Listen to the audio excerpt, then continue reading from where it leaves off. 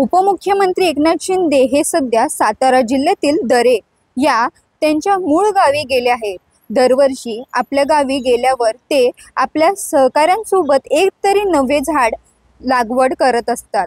यापूर्वी स्ट्रॉबेरी, हळद, चिकू आणि बांबूची लागवड केल्यानंतर यंदा पहिल्यांदाच अवोकाडो या परदेशी फळाची लागवड करण्याचा निर्णय त्यांनी घेतला।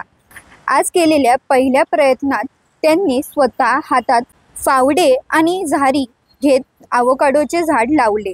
आरोग्यासाठी अत्यंत फायदेशीर असलेला अवोकाडो फळाची लागवड करून हा प्रयोग यशस्वी झाल्यास स्थानिक शेतकऱ्यांनाही पर्यायी जोड पीक म्हणून अवोकाडोची लागवड करण्याची प्रोत्साहन द्यावे, यासाठी त्यांनी स्वतःच्या शेतात हा प्रयोग केला।